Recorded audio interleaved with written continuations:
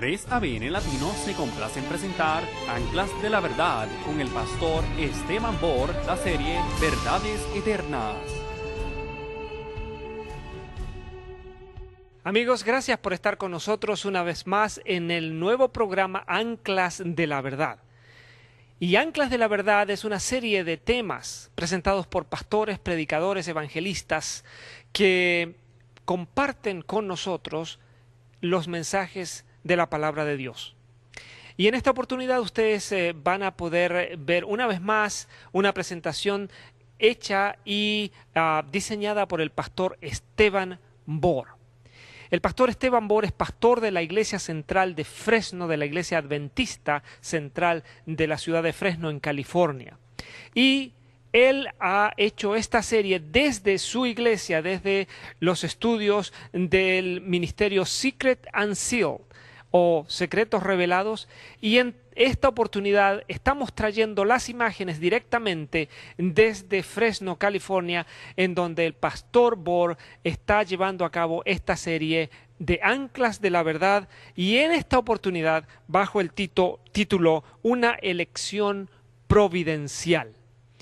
En este tema el pastor Bor va a desarrollar temas y pensamientos centrales encontrados en las Sagradas Escrituras. El pastor Esteban Bor tiene una vasta experiencia como pastor, como evangelista, y por más de 30 años ha estado predicando la palabra de Dios.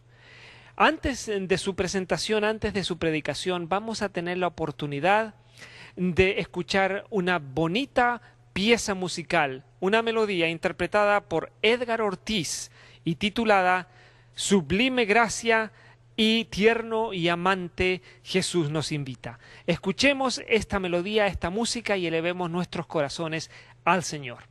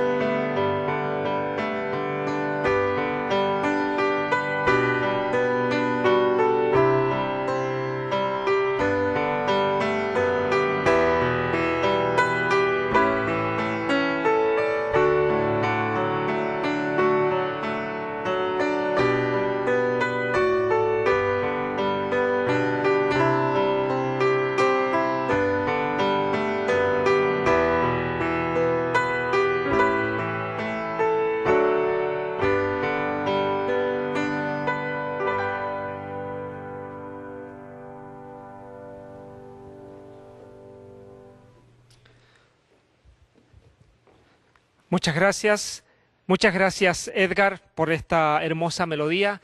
Y amigos, ha llegado el momento de preparar nuestros corazones para recibir la palabra de Dios.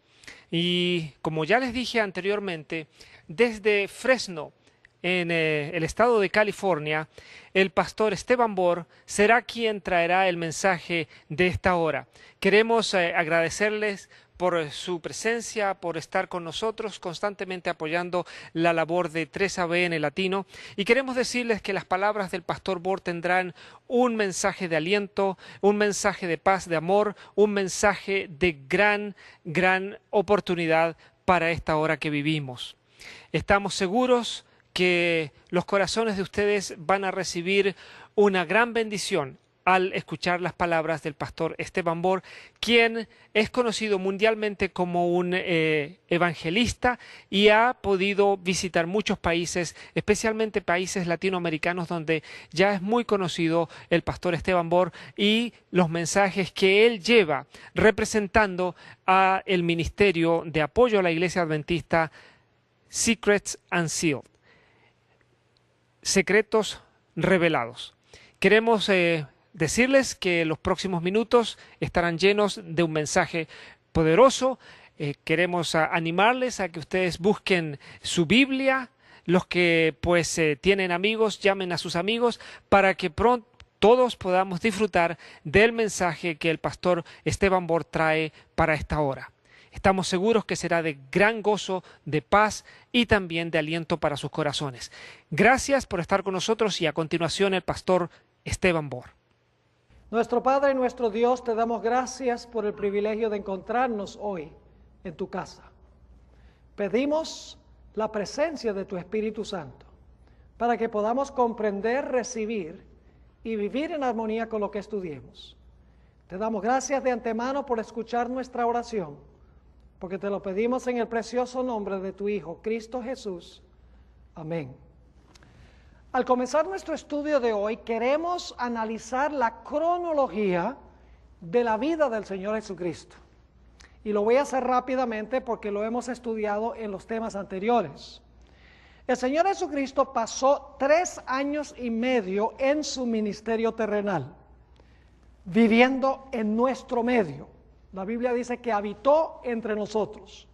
Y el propósito por el cual Jesús vivió esos 3 años y medio fue para vivir una vida perfecta, la vida que nosotros debemos vivir. Luego el Señor Jesucristo fue a la cruz y murió en la cruz. Y el propósito de su muerte en la cruz fue pagar la deuda de los pecados de los seres humanos. Es decir, Jesús vivió por nosotros en el campamento del santuario, murió por nosotros en el altar del santuario y luego en el santuario seguía el lavacro o la fuente. Y la fuente representa la resurrección de Cristo, porque se le llama en Tito 3:5 la fuente o el lavacro de la regeneración, representa la resurrección de Cristo. Es decir, que el campamento y el atrio representan la vida perfecta de Jesús, su muerte en la cruz y su resurrección. Y como estudiamos en los primeros 2 temas, después que Jesús vivió, murió y resucitó, el Señor Jesucristo entró al lugar santo del santuario. Pero me estoy adelantando un poco, así que vamos a hablar de lo que pasó inmediatamente después de la resurrección de Cristo.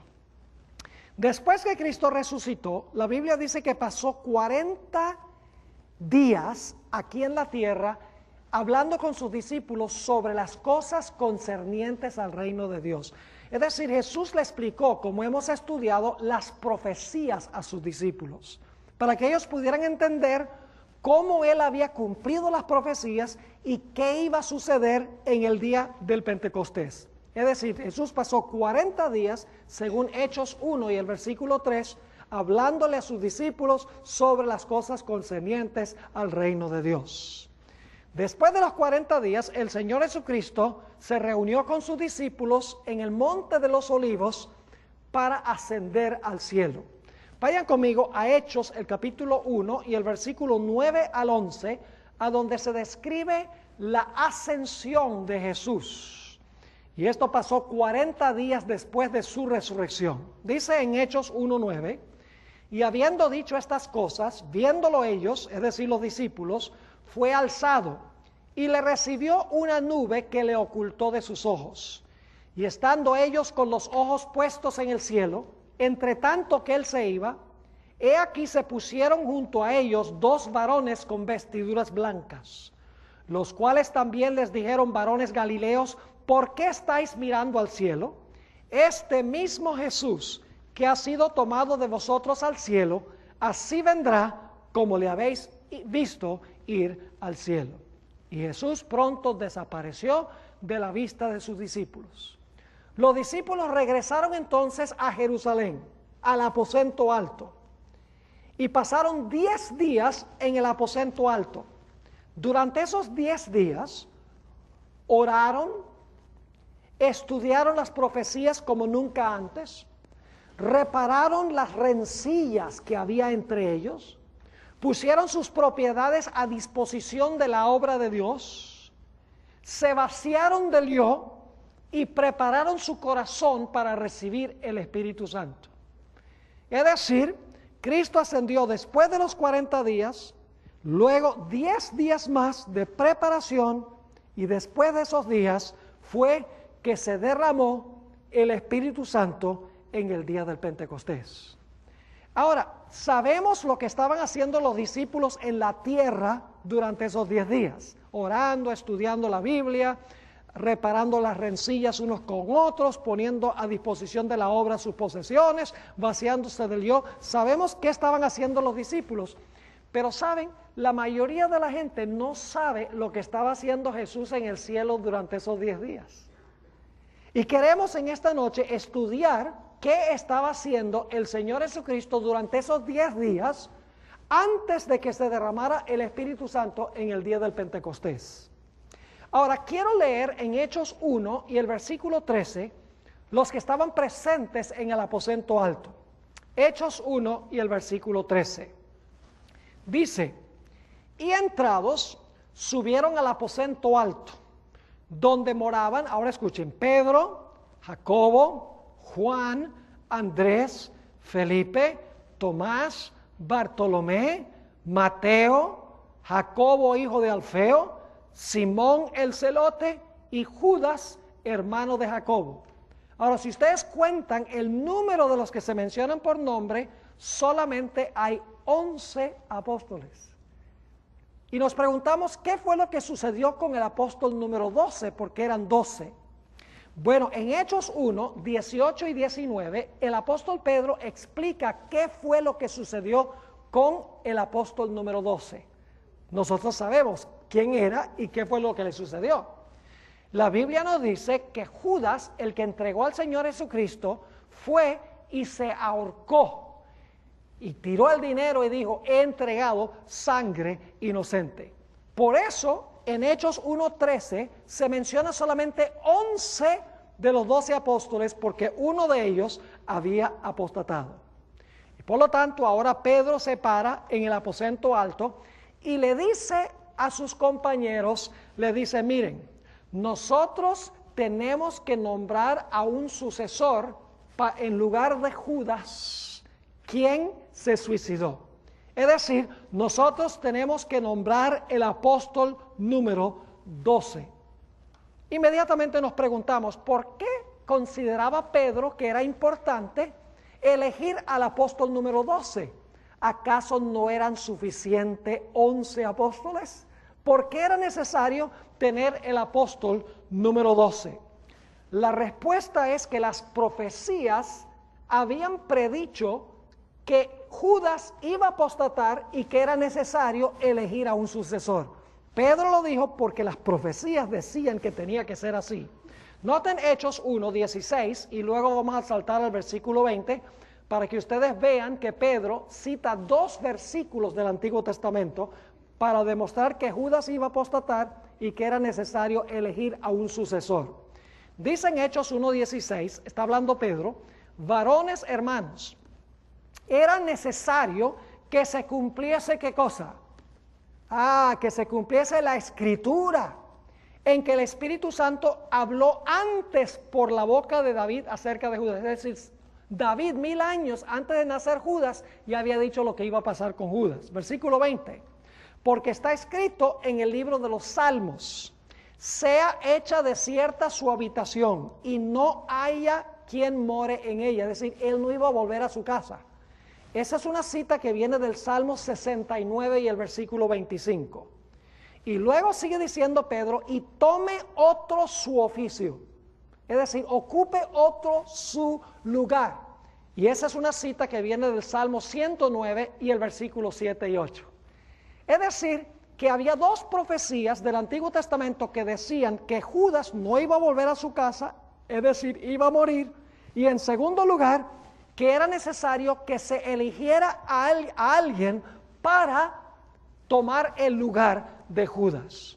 Ahora, ¿cómo sabían Pedro y los apóstoles que era necesario nombrar un sucesor? Porque yo creo que Jesús durante los 40 días les habló sobre las cosas concernientes al reino de Dios, les explicó estas profecías y les dijo: tienen que elegir al apóstol número 12 antes del día del Pentecostés. Ahora, hay un mito que se ha proliferado en la iglesia adventista y también entre otros teólogos, y es que los discípulos se apresuraron a nombrar a un sucesor en lugar de Judas, que lo hicieron demasiado rápido, sin reflexionar y sin pensar suficiente, y que si hubieran sido más pacientes, Dios les hubiera dicho que escogieran a Saulo de Tarso como el apóstol número 12, que era el plan de Dios que fuese Pablo y no al que ellos eligieron. Pero ellos se adelantaron al asunto cuando deberían haber esperado. Debo decirles que esta es una especulación sin fundamento alguno. Es un mito, es una tradición que no tiene ninguna base bíblica.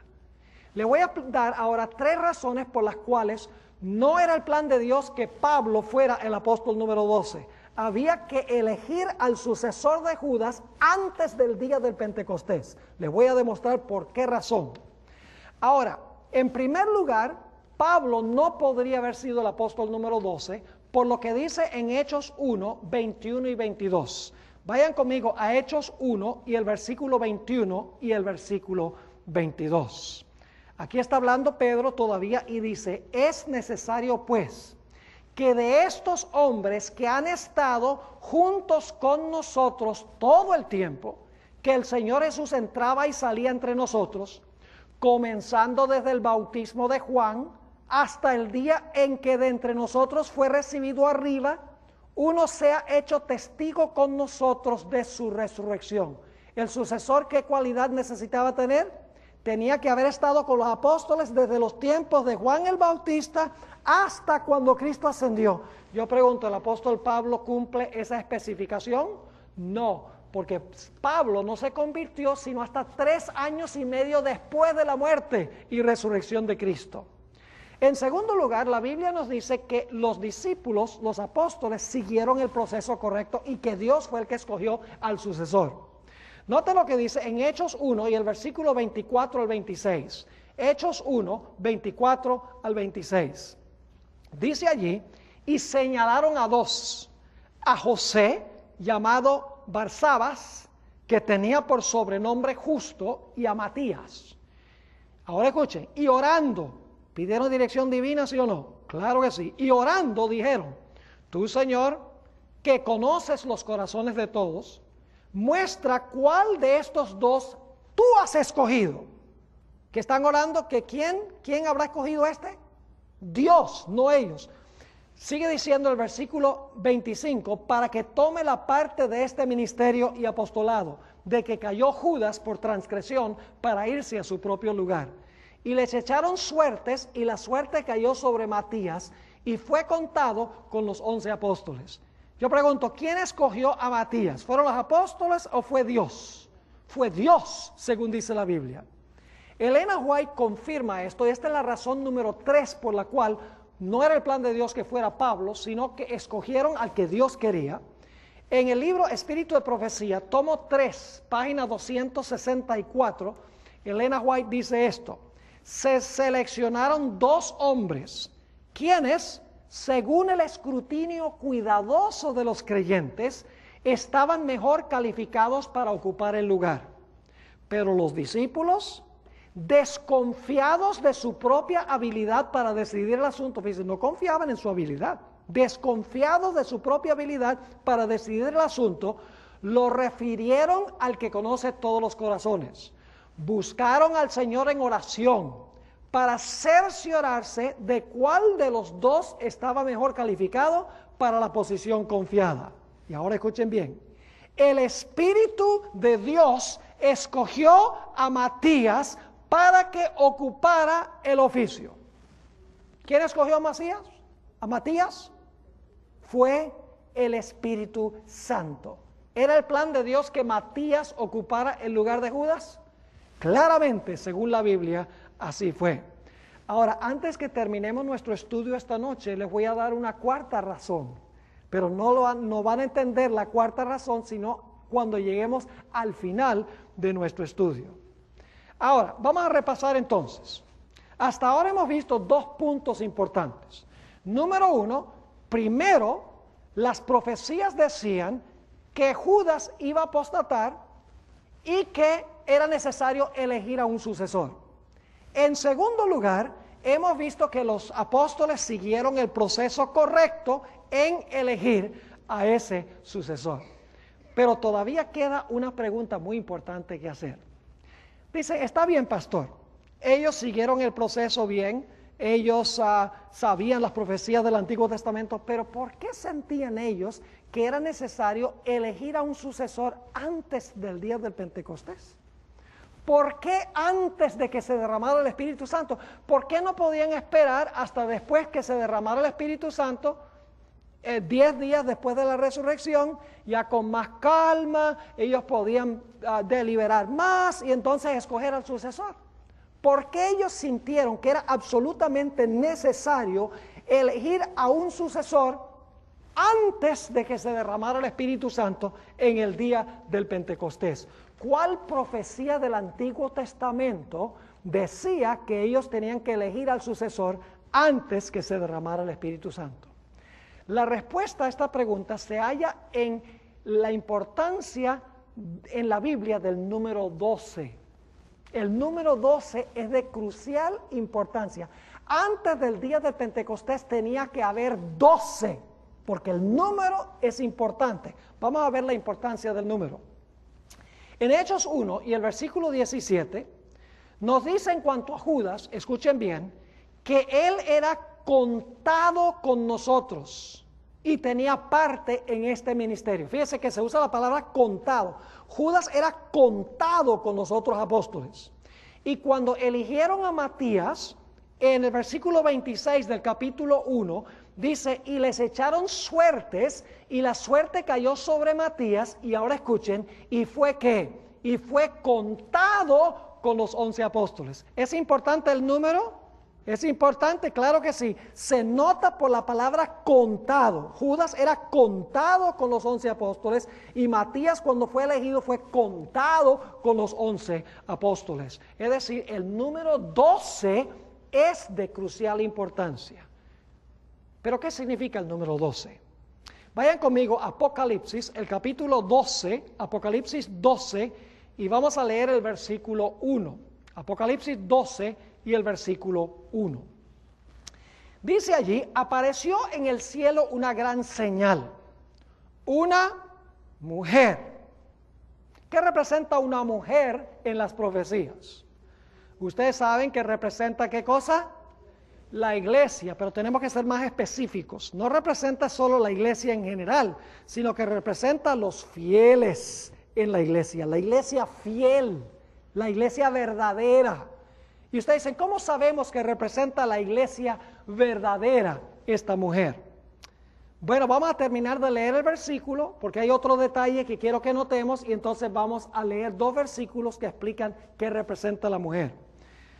Note lo que dice Apocalipsis 12:1 otra vez. Apareció en el cielo una gran señal, una mujer vestida del sol, con la luna debajo de sus pies, y sobre su cabeza una ¿qué?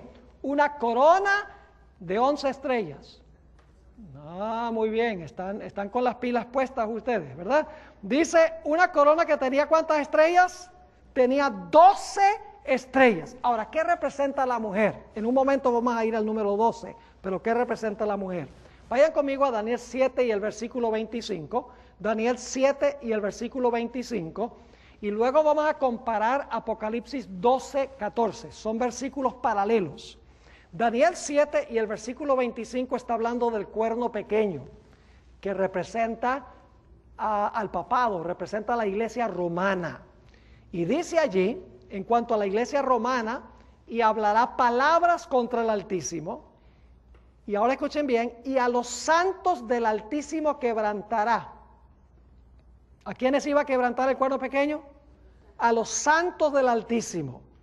Y pensará en cambiar los tiempos y la ley. ¿Y cuánto tiempo era que iba a perseguir a los santos? Dice, y serán entregados en su mano ¿hasta cuándo? Tiempo, tiempos y medio tiempo. Ahora, fíjense lo que tenemos aquí.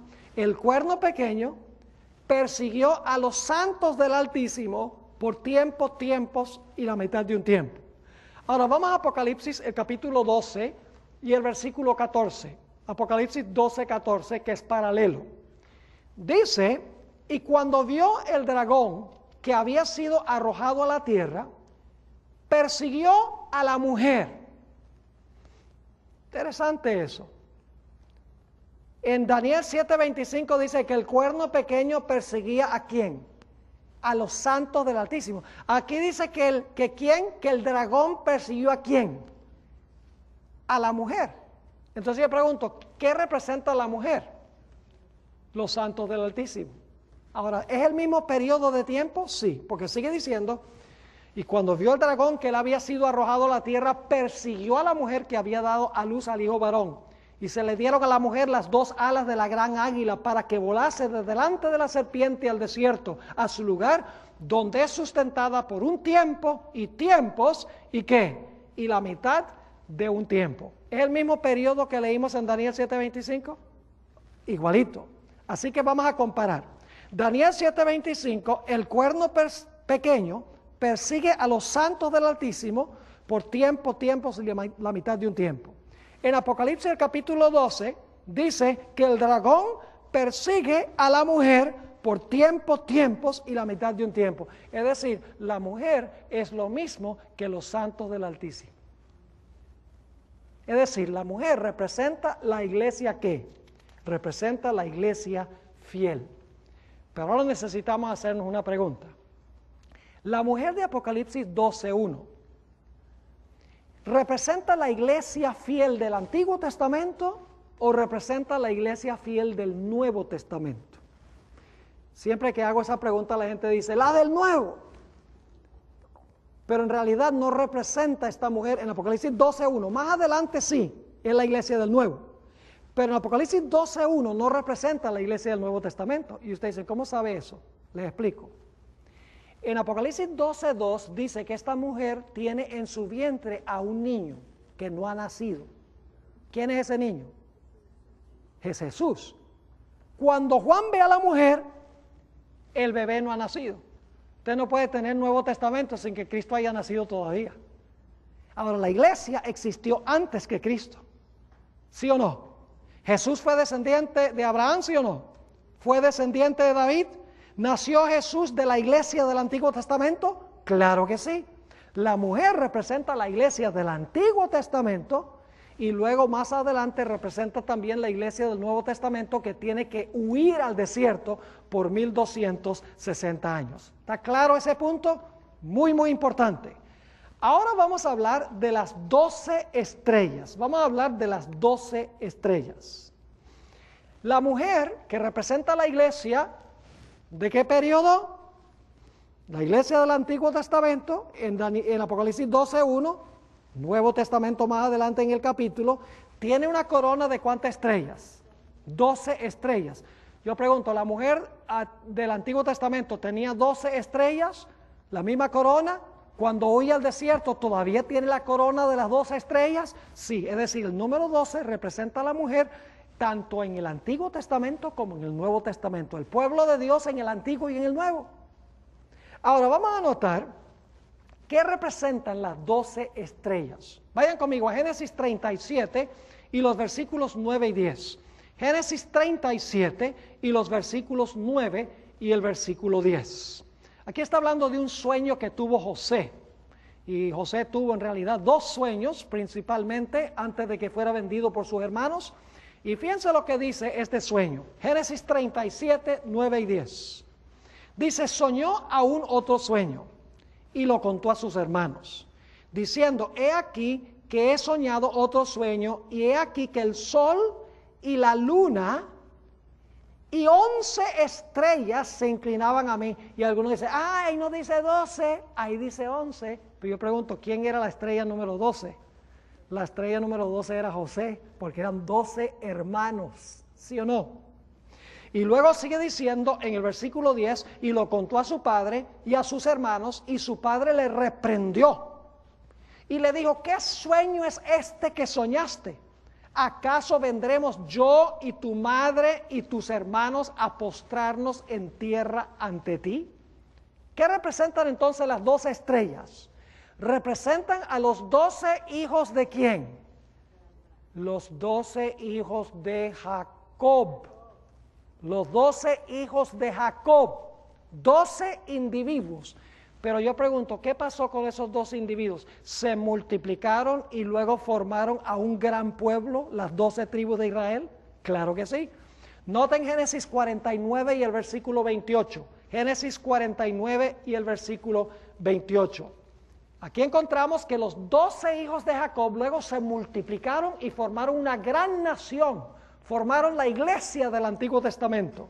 Dice ahí en Génesis 49, 28, después que Jacob ha mencionado los nombres de sus hijos y sus características, dice, todos estos fueron las 12 tribus de Israel. Y esto fue lo que su padre les dijo, al bendecirlos a cada uno por su bendición, los bendijo. Es decir, la iglesia del Antiguo Testamento comenzó con ¿cuántos individuos? Comenzó con 12 individuos, luego ellos se multiplicaron y formaron una gran nación. La iglesia de Dios del Antiguo Testamento, el pueblo de Israel. Ahora yo pregunto, ¿cuántos apóstoles estableció Jesús? ¿13? ¿11? No, Jesús escogió ¿cuántos? 12. ¿Creen que fue intencional eso? ¿O es que Jesús dijo, a ver qué número? 12 es un buen número. No. Tenía una razón. Yo pregunto, ¿la iglesia del Nuevo Testamento es una continuación de la iglesia del Antiguo Testamento? Claro que sí. La única diferencia es que en el Antiguo Testamento al Mesías se le prometió a Israel, mientras que en el Nuevo Testamento la gente tiene la realidad de lo que se había prometido en el Antiguo Testamento. Pero es la misma iglesia, todos salvos por Cristo Jesús.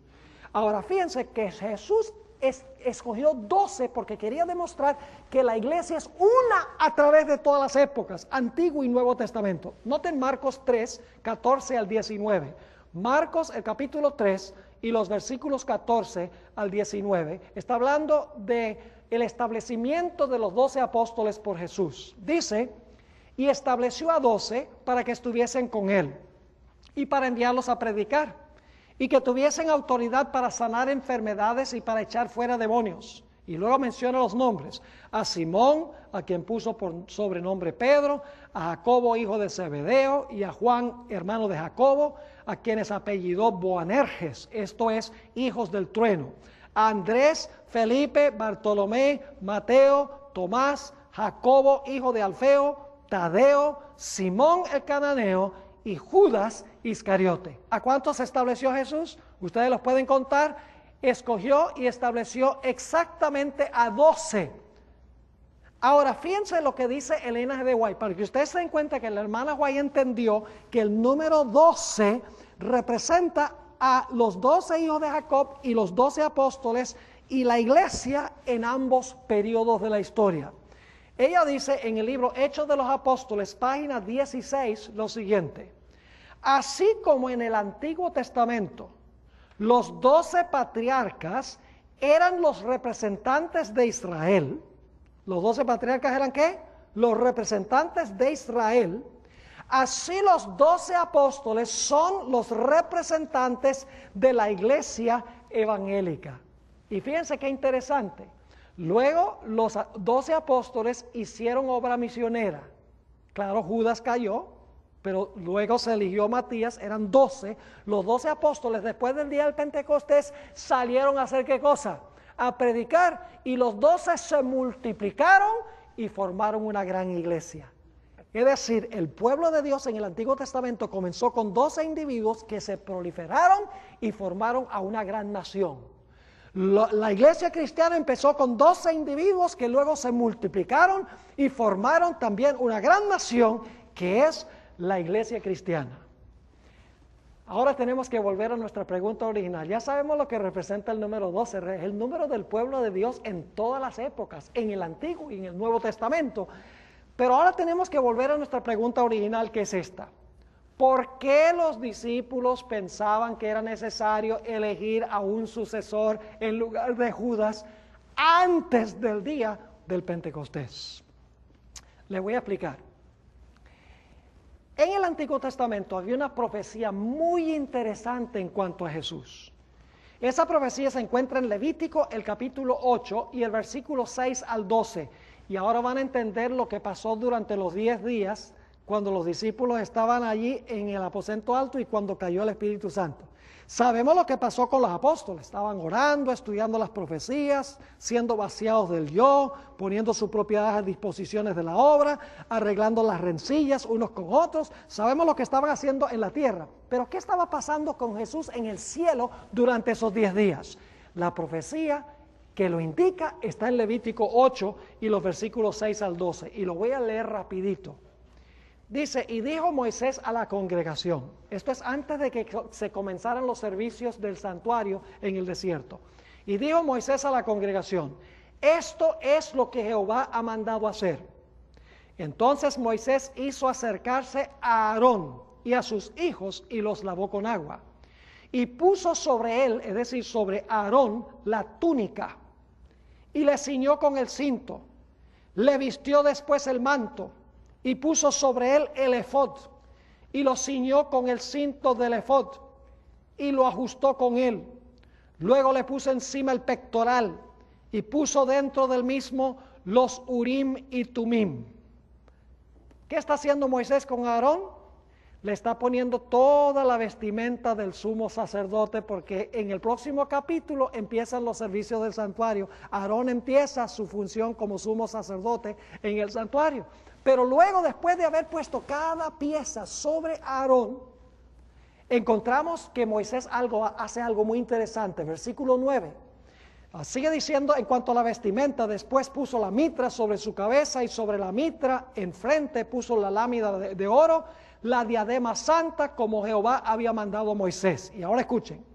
Y tomó Moisés el aceite de la unción y ungió el tabernáculo y todas las cosas que estaban en él y los santificó. ¿Qué fue lo que hizo Moisés? Ungió el tabernáculo, pero hizo más. Versículo 11. Y roció de él sobre el altar 7 veces y ungió el altar y todos sus utensilios y la fuente y su base para santificarlo. Sí, se está ungiendo todo el santuario, pero unge a alguien más. Dice en el versículo 12, y derramó del aceite de la unción ¿sobre qué? Sobre la cabeza de Aarón y lo ungió ¿para qué? Para santificarlo. Es decir, Moisés hizo 2 cosas. Moisés vistió a Aarón como sumo sacerdote, le puso todas las piezas encima, y luego ¿qué hizo Moisés con Aarón? Lo ungió con el aceite. ¿Y qué representa el aceite? El aceite representa ¿qué cosa? El Espíritu Santo.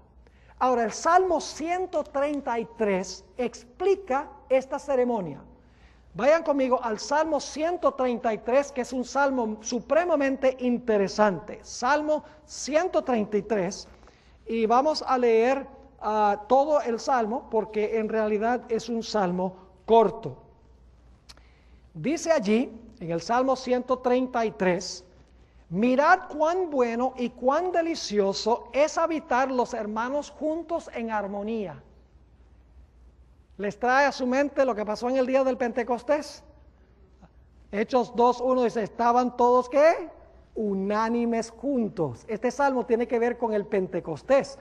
Dice entonces, mirad cuán bueno y cuán delicioso es habitar los hermanos juntos en armonía. Y ahora escuchen bien, es como el buen óleo, que es aceite, sobre la cabeza, el cual desciende sobre la barba. ¿La barba de quién? Está hablando de Levítico 8, la barba de Aarón. Y baja hasta el borde de sus vestiduras como el rocío de Hermón. Yo pregunto, ¿fue abundante el aceite que le echó encima Moisés a Aarón? Óigame, le cayó en la cabeza, luego le bajó por la barba, le mojó todo el manto, pero no terminó en el manto nada más, porque sigue diciendo, baja hasta el borde de sus vestiduras como el rocío de Hermón, que desciende sobre ¿qué? Sobre los montes de Sión, porque allí envía Jehová bendición y vida eterna. Fue tan abundante el aceite que le echaron en la cabeza a Aarón, que el aceite se derramó sobre los montes de Sión. Ahora yo pregunto, ¿quiénes estaban reunidos allí en los montes en la tierra? Estaban reunidos los 12 apóstoles. Es decir, durante esos 10 días, mis queridos hermanos y amigos, durante esos 10 días, Dios el Padre le puso a Jesús cada parte de sus vestiduras como sumo sacerdote. Y luego, después de haberle puesto todas las piezas como sumo sacerdote, el Padre le dio el don del Espíritu Santo. Hechos 2:33 dice que el Padre le dio el don a Jesús y Jesús se lo dio a los discípulos. Y fue tan abundante el Espíritu Santo que el Padre le dio a Jesús que, por así decirlo, se derramó sobre su cabeza, sobre sus mantos, y algunas gotas cayeron en el aposento alto a donde estaban reunidos los discípulos. Por eso es que uno tiene las lenguas de fuego y tiene uno el recio viento y están hablando en lenguas, porque algunas de las gotas de aceite del ungimiento de Cristo en el cielo como sumo sacerdote se han derramado en la tierra. Por eso el apóstol Pablo en Hebreos 8, 1 y 2 dice lo siguiente: ahora bien, el punto principal de lo que venimos diciendo es que tenemos tal sumo sacerdote, el cual se sentó a la diestra del trono de la majestad en los cielos, ministro del santuario y de aquel verdadero tabernáculo que levantó el Señor y no el hombre. ¿Qué tenemos nosotros? Un gran ¿qué? Sumo sacerdote. ¿A dónde? En el santuario celestial. Yo pregunto, ¿quién vistió a Jesús para que pudiera ser sumo sacerdote? Su Padre. ¿Y quién le derramó el aceite sobre la cabeza que se derramó sobre los montes de Sión, a donde estaban reunidos los apóstoles? Dios el Padre ungió al Señor Jesucristo con poder. Ahora tenemos que volver a la pregunta, ¿por qué tenían que elegir al apóstol número 12 antes que se derramara el Espíritu Santo en el día del Pentecostés? El sumo sacerdote tenía una parte de su vestimenta que se conocía como el pectoral. Era un cuadro que estaba sobre su pecho. Y quiero leer la descripción de ese cuadro que estaba sobre su pecho. Éxodo 28, y vamos a leer el versículo 15, y entonces vamos a saltar a los versículos 29 y 30 por la premura del tiempo. Éxodo 28 y el versículo 15. Dios le dice a Moisés: harás asimismo el pectoral del juicio, de obra primorosa. Lo harás conforme a la obra del efod, de oro, azul, púrpura, carmesí y lino torcido. Versículo 16, será cuadrado y doble, de 1 palmo de largo y 1 palmo de ancho. Y luego se le mandó a poner en ese pectoral, en ese cuadro, se le mandó a poner ¿cuántas piedras? Se le mandó a poner 12 piedras sobre el corazón del sumo sacerdote. Vamos a ir al versículo 29. Dice en el versículo 29, y llevará a Aarón los nombres de los hijos de Israel en el pectoral del juicio sobre su corazón, cuando entre en el santuario, por memorial delante de Jehová continuamente. Y pondrás en el pectoral del juicio Urim y Tumim, para que estén sobre el corazón de Aarón cuando entre delante de Jehová, y llevará siempre a Aarón el juicio de los hijos de Israel sobre su corazón delante de Jehová. ¿qué debía llevar el sumo sacerdote? ¿El juicio de quién? El juicio de los hijos de Israel. Yo pregunto, si nosotros venimos ante el trono del Padre por nuestra cuenta, ¿qué tendría que pasar con nosotros? Dios tendría que destruirnos. Si no tenemos intercesor, venimos como pecadores. El Padre dice, ¿quién eres tú que te puedes presentar acá? Pecador. Tendría que destruirnos. Por eso nosotros necesitamos a uno que se presente delante del Padre, que tenga sobre su corazón el juicio, que haya sufrido el juicio que nos corresponde a nosotros. Es decir, Jesús como sumo sacerdote comparece ante el Padre y dice, Padre, el pastor Bor, yo lo represento, lo tengo sobre mi corazón. Él se ha arrepentido del pecado, ha confesado su pecado, ha confiado en mí. Padre, el juicio que cayó sobre mí, acéptalo en lugar del juicio que debe caer sobre él. Eso es lo que está pasando. Jesús desde el tiempo del día del Pentecostés está, como hemos estudiado, está intercediendo ante su Padre, aplicando su vida y su muerte a todo aquel que viene arrepentido de sus pecados y confesando sus pecados. El Padre toma la vida de Jesús y su muerte y los pone a la cuenta. Es decir, Jesús lleva sobre su corazón el juicio de su pueblo. Ahora necesitamos preguntarnos, ¿por qué era necesario tener 12 apóstoles y no era suficiente 11 antes del día del Pentecostés? Le voy a explicar por qué. Es sencillo. Esta es la cuarta razón por la cual no podría haber sido Pablo el apóstol número 12. Repasemos. ¿Cuántas piedras tenía el sumo sacerdote en el pectoral? 12. ¿Y qué representaban las 12 piedras? No solo a los hijos de Israel, ese es el Antiguo Testamento, sino que representa ¿qué cosa?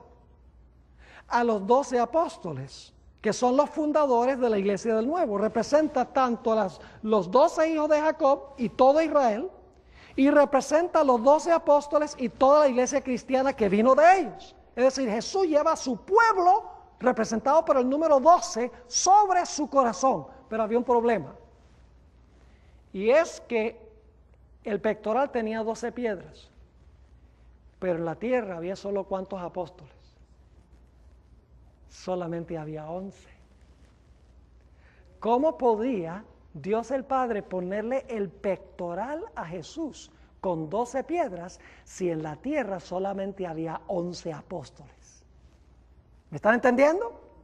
Fue necesario elegir al apóstol número 12, entonces el Padre dice, ahora sí te puedo poner el pectoral con las 12 piedras, porque ahora el número 12, que es el número de mi pueblo, está ¿qué? Completo. ¿Podría haber sido Pablo el apóstol número 12? No, porque Jesús fue vestido durante esos 10 días, antes del Pentecostés, lo cual significa que el número 12, apóstol número 12 en la tierra, tenía que ser también elegido antes de que se le pusiera el pectoral al Señor Jesucristo. Ahora, necesitamos ir al libro de Apocalipsis. El libro de Apocalipsis en realidad habla de la santa ciudad, la Nueva Jerusalén. Yo pregunto, ¿en esa ciudad van a vivir solamente la gente del Nuevo Testamento? ¿O van a vivir todas las personas de todas las edades? Todo el pueblo de Dios, Antiguo y Nuevo Testamento, ¿sí o no? La Biblia nos dice en Hebreos 11 que Abraham miraba hacia una ciudad cuyo artífice y constructor es Dios. Los héroes del Antiguo Testamento no miraban a la Jerusalén terrenal, miraban a la Jerusalén celestial. Ahora es interesante notar que en esa ciudad están representados las 12 tribus y los 12 apóstoles, todo el pueblo de Dios en esa misma ciudad. Vamos a leer Apocalipsis el capítulo 21 y el versículo 12. Apocalipsis 21 y el versículo 12. Hablando de la santa ciudad, de las puertas de la ciudad. Dice, tenía un muro grande y alto, con 12 puertas. Y en las puertas 12 ángeles y nombres inscritos, que son las de las 12 tribus de los hijos de Israel. ¿Está representada la iglesia del Antiguo Testamento allí? Claro que sí, los 12 fundadores. Claro, no está Adán, está la lista correcta en Apocalipsis 7, que se habla de los 144,000. Uno de los hijos de Jacob no están allí, porque cayó. Al igual que los apóstoles, uno de los apóstoles cayó y su lugar fue tomado por otro. Pero igual hay 12 puertas con los 12 nombres de las 12 tribus de Israel. Y luego noten Apocalipsis 21 y el versículo 14, los fundamentos de los muros de la ciudad. Dice en Apocalipsis 21, 14, y el muro de la ciudad tenía 12 cimientos, es decir, fundamentos, y sobre ellos los 12 nombres ¿de qué? De los 12 apóstoles del Cordero. Una sola ciudad, donde está representada la iglesia del Antiguo Testamento, número 12, y la iglesia del Nuevo Testamento, número 12 también. Mis queridos hermanos y amigos, no hay nada que Jesús ame más que a su iglesia. Por eso, las 12 piedras las tiene sobre su corazón. ¿Qué significa el corazón? Decimos que amamos con el corazón. Jesús tiene a su pueblo muy cerca de su corazón. Tanto la iglesia del Antiguo Testamento como la iglesia del Nuevo Testamento está cerca de su corazón. Jesús quiere que su pueblo esté con él porque los ama. Vamos a Juan, el capítulo 14 y el versículo 1 al 3. Un pasaje muy interesante, Juan 14, 1 al 3. Aquí dice Jesús, en un pasaje muy bien conocido, no se turbe vuestro corazón. ¿Creéis en Dios? Creed también en mí. En la casa de mi Padre muchas moradas habrá. ¿Eso dice habrá? No, dice, cuando Jesús lo dijo, estaban ahí ya. Algunos creen que Jesús se fue al cielo a construir moradas, a construir casas. Jesús no necesita 2000 años para construir casas. Ya estaban allí. Dice, en la casa de mi Padre muchas moradas hay. Si así no fuera, yo os lo hubiera dicho, voy pues ¿a qué? A preparar lugar para vosotros. Y algunos dicen, sí se fue allá a sembrar árboles y a construir casitas y todo. No, eso no necesita. Eso no es lo que se refiere cuando dice que fue a preparar lugar. Fue a preparar lugar por la obra que él hace en el santuario, por su obra de intercesión, por su obra de juicio a favor de su pueblo. Jesús está preparando un lugar y cuando termine de interceder y de juzgar, entonces va a venir a reclamar a su pueblo para llevárselos con él, porque sigue diciendo nuevamente el versículo 12, en la casa de mi Padre muchas moradas hay, si así no fuera yo os lo hubiera dicho, voy pues a preparar lugar para vosotros. Y ahora escuchen el versículo 3, y si me fuere y os prepararé el lugar, vendré otra vez y os tomaré a mí mismo para que donde yo estoy, vosotros también estéis. Jesús quiere estar con su pueblo porque están cerca de su corazón. Por eso vive siempre para interceder por ellos. Por eso el Señor Jesucristo en el juicio va a defender a su pueblo porque Él tomó el juicio de ellos sobre su corazón.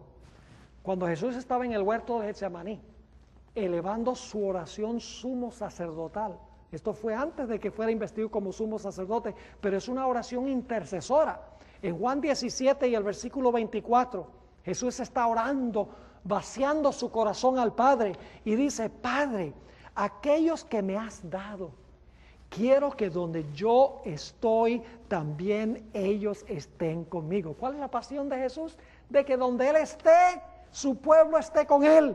Así que dice, Padre, aquellos que me has dado, quiero que donde yo estoy, también ellos estén conmigo, para que vean mi gloria que me has dado, porque me has amado desde antes de la fundación del mundo. Jesús quiere estar con su pueblo.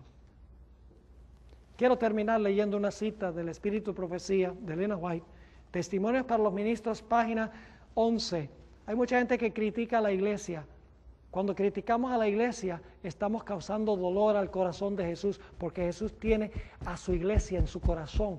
Y cuando digo la iglesia, no estoy hablando solamente de la masa de la iglesia, porque la iglesia se compone de individuos. Cada uno de nosotros estamos representados en una de esas piedras, porque venimos como resultado de la obra original de los 12 apóstoles. Dice Elena White en Testimonios para los Ministros, página 11, testifico ante mis hermanos y hermanas que la iglesia de Cristo, por debilitada y defectuosa que sea, es el único objeto en la tierra al cual Él concede su suprema consideración. Mientras el Señor extiende a todo el mundo su invitación de venir a Él y ser salvo, comisiona a sus ángeles a prestar ayuda divina a toda alma que acude a Él con arrepentimiento y contrición. Y Él se manifiesta personalmente a través de su Espíritu Santo en medio de su iglesia. ¡Qué lindo cuadro! La pregunta clave es, ¿hemos contratado a Jesús como nuestro intercesor? Hemos venido a Él para que Él nos represente. No podemos nosotros comparecer allá, hermanos y hermanas. Dios tendría que destruirnos. Pero cuando nosotros venimos arrepentidos, confesando nuestros pecados y confiando en la vida perfecta de Jesús y en su muerte por el pecado, decimos, Señor, soy un miserable pecador, pero por favor toma tu vida y tu muerte, pónmelos a mi cuenta. El Señor Jesucristo hace eso y entonces el Padre me mira como si nunca hubiera pecado. ¡Qué glorioso! Y entonces podremos dormir bien. Gloria al Señor. Oremos. Padre Celestial, te damos gracias por la forma maravillosa en que tu palabra describe el amor que tú tienes y que tu Hijo Jesús tiene por la iglesia. Te damos gracias porque tenemos un abogado que nunca ha perdido un solo caso. Nos encomendamos a Él. Venimos arrepentidos y confesando nuestros pecados, con fe en la vida y en la muerte de Jesús, pidiendo que por medio de Él tú nos aceptes a nosotros. Gracias te damos, Señor, por haber estado con nosotros en esta noche. Y gracias por responder nuestra oración, porque te lo pedimos en el nombre de Jesús. Amén.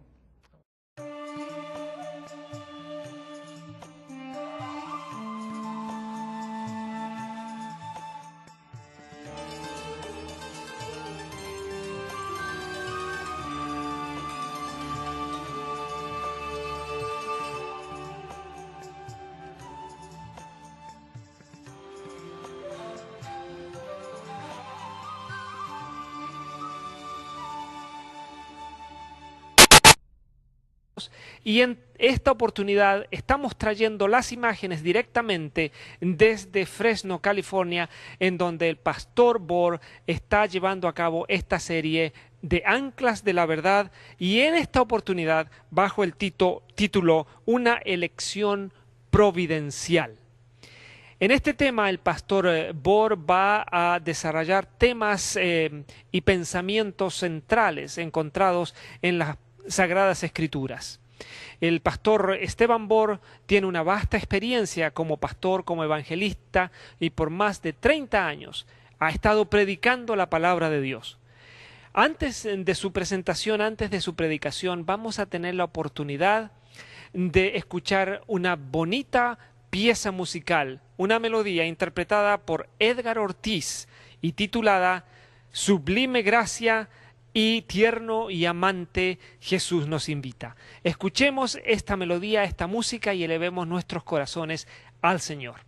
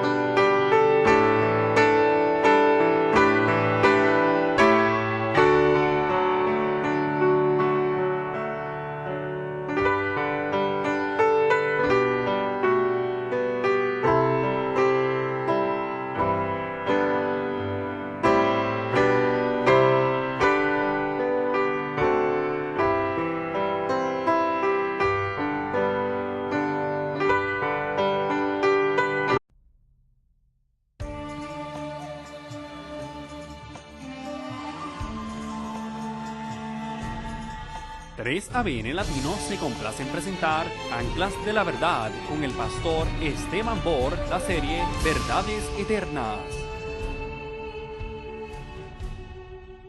Amigos, gracias por estar con nosotros una vez más en el nuevo programa Anclas de la Verdad. Y Anclas de la Verdad es una serie de temas presentados por pastores, predicadores, evangelistas que comparten con nosotros los mensajes de la palabra de Dios. Y en esta oportunidad ustedes van a poder ver una vez más una presentación hecha y diseñada por el pastor Esteban Bor. El pastor Esteban Bor es pastor de la Iglesia Central de Fresno, de la Iglesia Adventista Central de la ciudad de Fresno, en California. Y él ha hecho esta serie desde su iglesia, desde los estudios del ministerio Secret and Seal, o Secretos Revelados